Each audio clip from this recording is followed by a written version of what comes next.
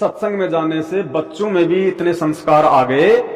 राम भगत जैसे घर पहुंचा, उसके पोता पेती पानी की बाल्टी लेके आ गए, बोले दादाजी नहा लो, दादाजी नहा लो, क्योंकि आश्रम में भी वो सेवा कर रहे थे। घर पर आकर अपने दादाजी के लिए पानी की बाल्टी भरकर दोनों भाई बहन लटका लाए और बोले दादाजी स्नान कर लो। राम भगत जी ने कहा कि बच्चों तुम्हारे पेट में दर्द हो जाएगा, इतना बोझ मत उठाओ, मैं अपने आप ले आऊंगा। बच्चे बोले कि दादाजी सत्संग में गुरुजी ने बताया था कि सेवा करने से लाभ ही लाभ मिलता है, कोई कष्ट नहीं होता है। हम रोटी खाएंगे तो हमारा पेट भरेगा, हम सेवा करेंगे तो हमें पुण्य मिलेगा। यदि रोग भी हो तो भक्ति और सेवा से समाप्त हो जाता है। भाई और बहनों ये लाइनें थोड़ा ध्यान से पढ़ना। यदि रोग भी हो तो भक्ति और सेवा से समाप्त हो जाता है। ये सतगुरु रामपाल जी परमेश्वर जी के द्वारा लिखित पुस्तक है, जीने की राह। पूरा भगत समाज पढ़ता है और समाज में इसका प्रचार भी कर रहा है। लेकिन भाई और बहनों जो हमने समझना है इस कहानी से, बहुत सारे इसमें निष्कर्ष निकलते जाएंगे। यानी संत रामपाल जी के फॉलोवर जो उन आश्रमों से जुड़े हुए हैं, संत रामपाल जी के बेटा बेटी भाई बंधु रिश्तेदार कोऑर्डिनेटर जो उन आश्रमों को संचालित कर रहे हैं, इन लोगों की बुद्धि 0/0 है। हाल ही सतलोक आश्रम धनाना के अंदर एक बहुत बड़े हॉस्पिटल का काम चल रहा है।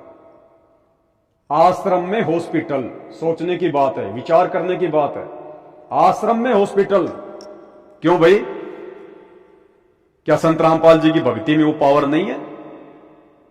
क्या अब संत रामपाल जी ने अपनी भक्ति से, अपने सत्संगों से, अपने आशीर्वाद से लोगों के दुख दूर करना समाप्त कर दिया है, जो आपको हॉस्पिटल खोलने की जरूरत पड़ गई आश्रम में? क्योंकि आश्रम के अंदर हॉस्पिटल खोलने का मतलब है कि भक्तों के लिए हॉस्पिटल खोलना। भाई आम समाज के लिए तो बहुत सारी हॉस्पिटलें हैं। धनाना गांव में और भी हॉस्पिटल होंगी, सरकारी हॉस्पिटल भी हैं, वहां पे कोई प्राइवेट हॉस्पिटल भी है। पास में जो सोनीपत जिला है वहां पे बहुत सारी प्राइवेट और सरकारी हॉस्पिटल हैं। यानी आश्रम के अंदर यदि हॉस्पिटल खोला जा रहा है तो जाहिर सी बात है वो भक्तों के लिए खोला जा रहा है। और जीने की राह पुस्तक में परमेश्वर ने क्या बताया कि भगत को अगर कोई रोग भी हो जाएगा, पहली बात तो भक्ति से रोग नहीं होते, रोग समाप्त होते हैं। और यदि भक्ति करते करते भी अगर किसी के पाप कर्म ज्यादा हैं और अगर उस भगत को कोई रोग भी हो गया, तो राम भगत जी के पोता और पोती जो छोटे छोटे थे, खाली 3 दिन का ही सत्संग सुन के आए थे, उनको भी इतना ज्ञान हो गया कि भक्तों के पाप कर्म हॉस्पिटल में नहीं काटे जाते, भक्तों के पाप कर्म भक्ति करने से कटते हैं। क्या कह रहे हैं? हम रोटी खाएंगे तो हमारा पेट भरेगा, हम सेवा करेंगे तो हमें पुण्य मिलेगा। यदि रोग भी हो तो भक्ति और सेवा से समाप्त हो जाता है। वहां आश्रम में अनेकों माई और भगत बता रहे थे कि हम बीमार रहते थे, नाम लेने के पश्चात जैसी सेवा हम कर सके करने लगे, हम स्वस्थ हो गए। डॉक्टरों ने जवाब दे दिया था, देखो हमारी दवाइयों की ये पर्चियां 4 वर्ष से उपचार चल रहा था, अब कोई दवाई नहीं खाते। देखो स्पष्ट प्रमाण है कि यदि भगत को रोग भी हो जाएगा तो परमात्मा की भक्ति और सेवा से रोग कटता है। कह रहे हैं कि आश्रम में हमें बहुत सारे भगत ऐसे मिले जिनका रोग हॉस्पिटलों में समाप्त नहीं हुआ, डॉक्टरों से समाप्त नहीं हुआ। वहां पर वो अपनी पर्चियां दिखा रहे थे, अपने एक्सरे दिखा रहे थे, दवाइयां दिखा रहे थे कि 4 वर्षों से हम हॉस्पिटल से दवाई खा रहे थे, इलाज करवा रहे थे, हमें कोई लाभ नहीं मिला। और जैसे ही हमने जो है परमेश्वर रामपाल जी से नाम उपदेश लिया, जैसे भी हमसे सेवा और भक्ति बनी, हम करने लगे, आज हम पूर्णतया स्वस्थ हो गए। तो क्या संत रामपाल जी ने उस समय हॉस्पिटल में एडमिट करके इन लोगों का रोग ठीक किया था? बताइए, जीने की राह पुस्तक क्या कह रही है? क्या जीने की राह पुस्तक आश्रम में हॉस्पिटल का समर्थन कर रही है? नहीं। तो वर्तमान में सतलोक आश्रम धनाना में जो बहुत बड़ा हॉस्पिटल बनने जा रहा है, जिसका काम शुरू हो चुका है, क्या यह संत रामपाल जी के ज्ञान के अनुसार है? क्या यह भक्ति और मर्यादाओं के अनुसार है? क्या यह अध्यात्म के अनुसार है? इसलिए दास कहता है कि भाई और बहनों, पूर्णतया काल प्रेरित होकर सतलोक आश्रम मैनेजमेंट हरियाणा भगत समाज से सतगुरु रामपाल जी परमेश्वर जी के ज्ञान विरुद्ध कुकर्म करवा रहा है, उनके वचनों के विरुद्ध चल और दूसरों को चला रहा है, सबकी मर्यादाएं खंडित करवा चुका है।